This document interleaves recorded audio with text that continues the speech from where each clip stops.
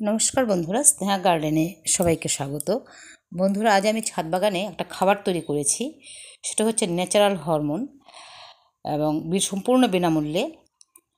তো সেই খাবারটা কী করে তৈরি করেছি সেটাই আজকে দেখাবো। এবং আমি আমার প্রত্যেকটা গাছে ব্যবহার করছি, এতে ফুল ফল সব কিছুই গাছের মধ্যে আসছে এবং ঝরে যাচ্ছে না, এবং গাছের বার্ধক্যও দেরিতে আসছে। তো এই খাবারটা যত খুশি তত ব্যবহার করা যায়, এবং সেই খাবারটা কীভাবে তৈরি করছি সেটাই আজকে একটু দেখাই, তাহলে আপনারা বুঝতে পারবেন। তো এই খাবারটা মাটিতে নাইট্রোজেনের পরিমাণকে যেরকম বৃদ্ধি করে, সেরকম হরমোনের পরিমাণকেও বৃদ্ধি করে। আজ থেকে 25-30 বছর আগে এভাবেই ব্যবহার করা হতো এই খাবারটা, এবং সেটা আজকে দেখাচ্ছি। বন্ধুরা, আমরা একটা সবুজ সার বানাতে পারি একদম খরচ ছাড়াই। এটা মাটিতে হরমোনের পরিমাণটাকে বৃদ্ধি করে, কারণ হরমোন খুবই দরকার একটা গুরুত্বপূর্ণ উদ্ভিদের বৃদ্ধির জন্য। তো সেটা আমরা উদ্ভিদ থেকেই পাই। আমরা যদি একদম কচি যেগুলো অপরিণত গাছ, সেগুলো আগাছাগুলিকে যদি আমরা একসাথে কালেকশন করে জল দিয়ে 1-1.5 মাস ভিজিয়ে রাখি, তারপর যে নির্যাসটা বেরোবে সেটা যদি আমরা গাছে ব্যবহার করি, তো গাছের বৃদ্ধিটা খুব ভালো হয়। এবং এর মধ্যে একটা প্রচুর পরিমাণে উন্নত গুণসম্পন্ন একটা হরমোন থাকে। তো এই দেখাচ্ছি, পরিণত গাছ নয়, অপরিণত। আমি এখন যে গাছগুলো নিয়েছি, এগুলো সব আমার ছাদ বাগানের যে গাছগুলো রয়েছে গোড়াতে হয়েছিল, সেগুলো আমি তুলে তুলে একসাথে জমা করি। এখানে অনেক জমা করা আছে, এটা জল দিয়ে ভিজিয়ে রেখেছি বেশ কয়েকদিন আগে। তো আজকেও বেশ কিছু কালেকশন করেছি। সবগুলো অপরিণত গাছ, একদম নরম কচি এগুলো।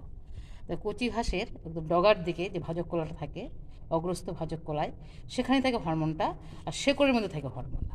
তা শেকড়যুক্ত একদম নরম ঘাসগুলোকে যদি আমরা একসাথে করে জল দিয়ে ভিজিয়ে রাখি, তাহলে আমরা সেই হরমোনটা পাই।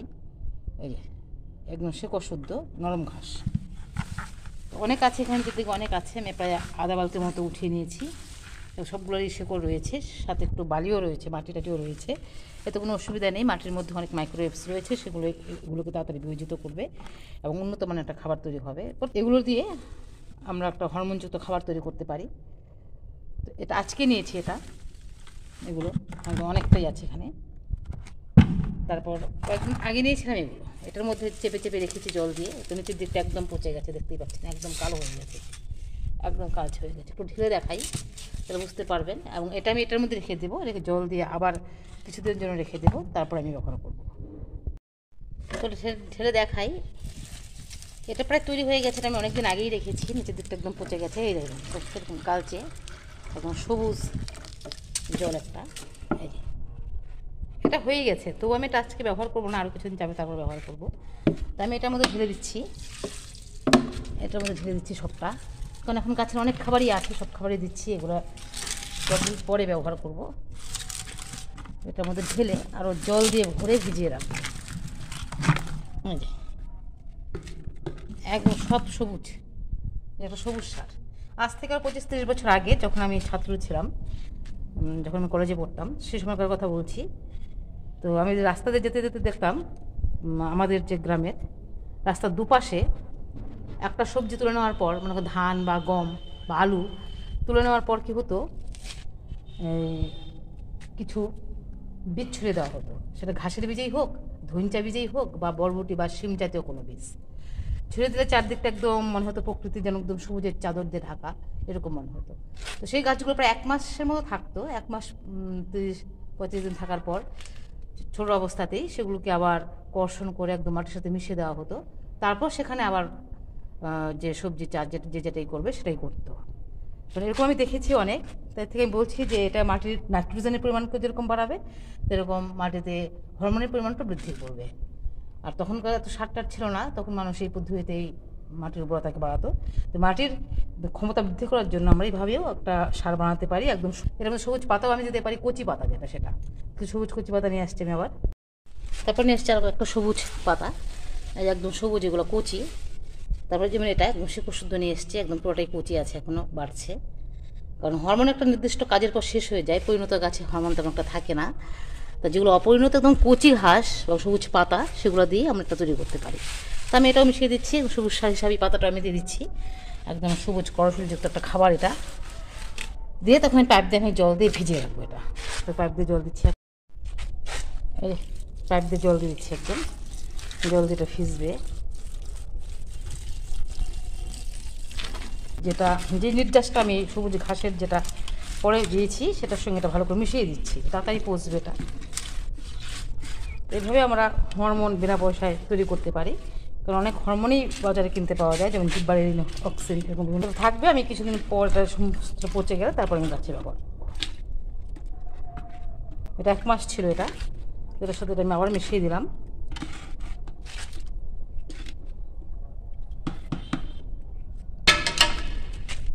দেখুন, তারপর আরও যত সবুজ ঘাস টাস যা হবে সব এটার মধ্যে আমি দিয়ে দেবো।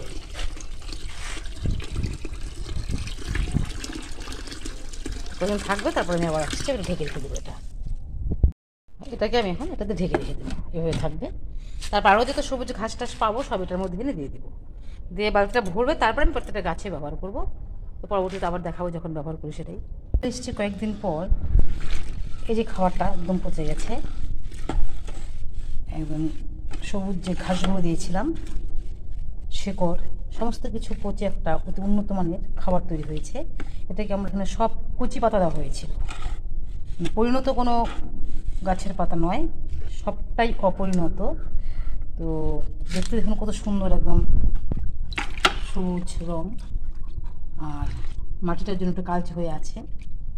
মাটিটা দেওয়াতে কী হয়েছে, মানে পোকাটা হয়নি। আর মাটি না থাকলে পোকা হতো, পোকা হয়নি একটাও। আর যতদিন থাকবে ততদিন এটা আরও পচবে, আরও কালচে হবে। কিন্তু আমি আজকেই গাছে ব্যবহার করব, কারণ মাটিতে নাইট্রোজেন আর হরমোনের পরিমাণ বৃদ্ধি করতে আমরা এই খাবারটা ব্যবহার করতে পারি। তো আমি এখান থেকে কিছুটা পরিমাণ নিয়ে জলের সাথে মিশিয়ে পাতলা করে আমি প্রত্যেকটা গাছে ব্যবহার করব, এবং এতে গাছের ফুল ফল তাড়াতাড়ি আসে। আর এখান থেকে কিছু উঠিয়ে নেওয়ার পর আমি আরও কিছুটার মধ্যে যুক্ত করব। তো এখান থেকে কিছু উঠিয়ে নিচ্ছি, তো আমি উঠিয়ে নিচ্ছি। এটা একদম কালচে, নিয়ে বালতির মধ্যে রাখছি। এটার সঙ্গে আরও জল মেশাবো, মিশিয়ে আমি আমার ইচ্ছে মতো আমরা ব্যবহার করতে পারি। একদম বিনামূল্যের একটা খাবার। তো আমার ছাদ বাগান যত আগাছা হয় সেটাকে আমি একটু বড় হতে দিই, তারপর সেখান থেকে উঠিয়ে আমি একটা নির্দিষ্ট জায়গায় রেখে দিই, সেটার থেকে এই হরমোনযুক্ত খাবারটা তৈরি হয়। শুধু যে নাইট্রোজেন রয়েছে তা নয়, এতে কার্বনও রয়েছে, আয়রন রয়েছে, হাইড্রোজেন, অক্সিজেন তো আছেই। আর মাটির উর্বরতা অর্থাৎ মাটির স্বাভাবিক ক্ষমতাকে আরও বাড়িয়ে দেয়। এটার সঙ্গে হাফ বালতি নিয়ে নিয়েছি, আরও হাফ বালতি জল দিয়ে দেবো, দিয়ে প্রত্যেকটা গাছে আমি ব্যবহার করছি। জল দিয়ে ধরে দিচ্ছি। সমস্ত গাছে আমি ব্যবহার করি, এমনকি যেখানে আমি মাটিগুলো সঞ্চিত করে রেখেছি এক জায়গায়, সেখানেও আমি এই খাবারটা দিয়ে রাখি।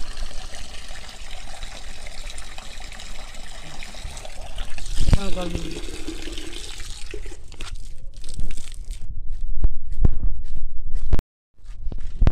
তো এই লঙ্কা গাছগুলো কত বড় হয়েছে, এটা এই প্রত্যেকটা গাছে আমি দিয়ে দিব। এটাতে লঙ্কা আসছে, দেখুন অনেক সুন্দর লঙ্কা হচ্ছে। প্রত্যেকটা গাছে দিয়ে দেবো। এই বালতির মধ্যেও আছে ক্যাপসিকামের গাছ আছে, ডগাটা আমি কেটে দিয়েছি ঝোপালো করার জন্য। তো প্রত্যেকটা গাছে আমি এভাবে দিতে পারি। একদম কালচে সবুজ রঙটা, এটাকে সবুজ সার বলা হয়। মাটিতে নাইট্রোজেনের পরিমাণকে আরও বৃদ্ধি করবে, মাটির স্বাভাবিক ক্ষমতা বাড়বে, এতে গাছের চেহারাটাও খুব ভালো হবে, আরও সবুজ সতেজ হবে গাছ, রসালো হবে গাছটা আরও, এতে ফুল ফল ধরবে তাড়াতাড়ি। প্রত্যেকটা গাছে দেবে। লঙ্কা গাছটা কত বড় হয়েছে দেখুন, এগুলো আগের দিন ভিডিওটা দিয়েছিলাম, দেখবেন আছে। তারপরে এখানে একটা অপরাজিতা ফুলের গাছ, একটা লঙ্কা গাছ লাগিয়েছিলাম, লঙ্কা গাছটা মারা যাওয়ার পর একটা বীজ থেকে চারা হয়েছে, সেটা ফেলে দিইনি, এটা আছে এখানে, এটা এখানেই থাকবে। কিচেনের থেকে একটা আলু গাছ হয়েছে, সেটা উপরে তুলে নেব। এখানে যে আগাছাটা রয়েছে সেটাই আমি উঠিয়ে আবার এই খাবারটার মধ্যে দিয়ে রাখবো। এটার মধ্যেই রয়েছে এই হরমোনটা, অসবুজ সারটা, শেকড়ের মধ্যেও রয়েছে, অগ্রস্ত ভাজকগুলোর মধ্যেও রয়েছে। যত আগাছা এরকম হয় সবটাই আমি কালেকশন করে রাখি, করে আমি মিশিয়ে দিই। তারপরে দিক চলে আসছি, এদিকে নতুন লঙ্কা গাছগুলো প্রতিস্থাপন করেছিলাম, ভিডিওটা আছে দেখবেন। প্রত্যেকটা গাছ ভালো আছে, পাতা কুকড়ানোটা কমে গেছে, নতুন পাতা আসছে। এটাও তাই, এটা পাতা কুকড়ায়নি, এটাও প্রতিস্থাপন করেছিলাম, আবর্জনার মধ্যে ছিল, পুঁটুলি পাতা খাবার প্রয়োগ করেছি। এই গাছটা অনেক বড়, এটার মধ্যে দিয়েছি। তারপর এই যে টমেটো গাছগুলি, প্রত্যেকটাতে ফুল চলে আসছে প্রত্যেকটাতে। তো এগুলোর মধ্যে আমি এক মুখ করে দিয়ে দেবো।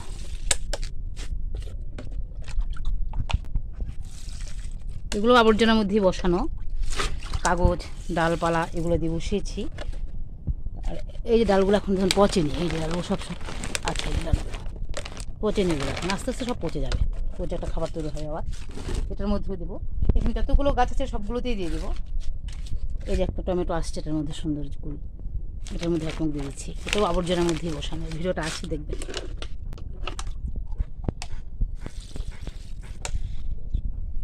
যা একটা টমেটো গাছ, একটা গাছও মারা যায়, প্রত্যেকটা গাছ হয়েছে এবং প্রত্যেকটা গাছের চেহারা ভালো। এখানে একটা প্লাস্টিকেও বথুয়া গাছের শাকের গাছ হচ্ছে সুন্দর। আর এখানে একটা কচু গাছ করেছিলাম, এই যে এখানে আবর্জনাগুলো রয়েছে, এগুলো আমি উঠিয়ে নেবো। এই যে একদম কচি নরম ঘাসগুলো, এগুলো নিয়ে আমি মিশিয়ে দেব। এখান থেকে এক মুখ তুলে আমি এই কচু গাছে ব্যবহার করছি।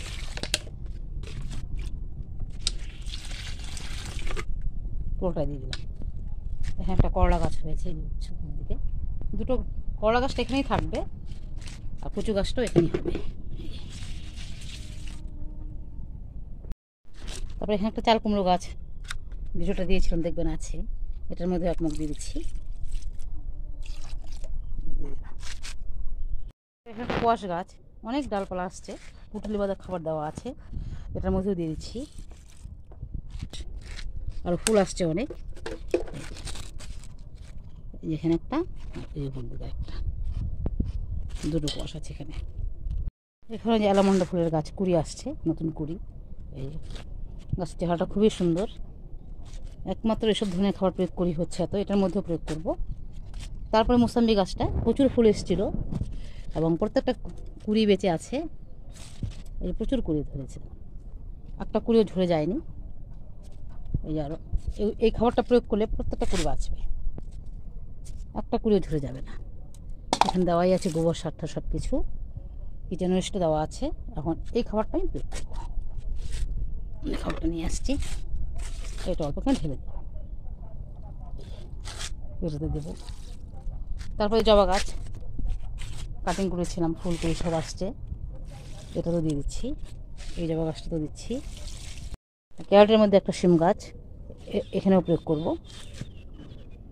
এখানে একটা শিম গাছ হয়েছে, কত সুন্দর শিমও আসছে, এই গাছটাতেও প্রয়োগ করব।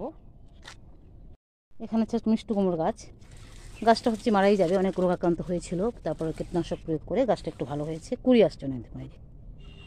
তারপরে এই যে শিম গাছটা তো দিচ্ছি, প্রচুর শিম হচ্ছে, এই শিম গাছটা দিয়ে দিলাম। এখানে একটু দিয়ে দেবো, এটা নতুন শাক করেছি, লেটুর শাক, এখানে ডাটা, এগুলোর মধ্যে প্রয়োগ করব। এখানে একটা ক্যারেটের মধ্যে মূলো আছে, বিমস আছে অনেক, এই যে প্রচুর পরিমাণে বিমস আছে, এটার মধ্যেও ঢেলে দেবো, প্রচুর বিমস হচ্ছে। শিমও আসছে আবার নতুন, এগুলোতে ভর্তি দিয়ে দেবো।